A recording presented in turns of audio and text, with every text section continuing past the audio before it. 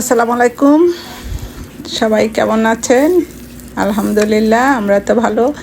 আরও একটি মিনি ব্লকে আপনাদের সবাইকে স্বাগতম। আজকে আমি ইলিশ মাছের মাথা দিয়ে আমার গার্ডেনে কচু শাক রান্না করছি। কচু শাকটা কিন্তু অনেক দারুণ হয়েছে। যে কোনো মাছ দিয়ে রান্না করা যায়, তবে আমি বেশি প্রেফার করি ইলিশ মাছ এবং চিংড়ি মাছ দিয়ে রান্না করা।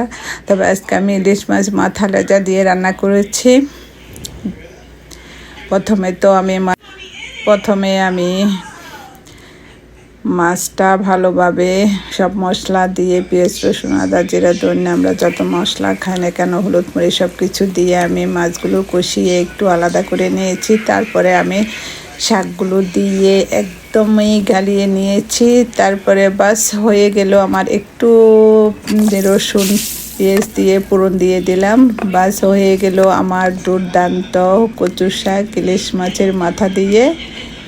ওয়াও! এদিকে আবার একটু ইলিশ মাছ, কয়েকটা বেলে মাছ হবে যে নিয়েছি ছেলে মেয়ের জন্য। আবার একটু ফ্রাইড রাইসও করেছি। ওগুলা অতটা ভিডিও করা হয় না, অনেক সময় এত কাজের চাপ থেকে ভিডিও করতেই ভুলে যায়। যাই হোক, সবাই অনেক ভালো থাকবেন। ভিডিওটা আজ এ পর্যন্ত। আল্লাহ হাফেজ।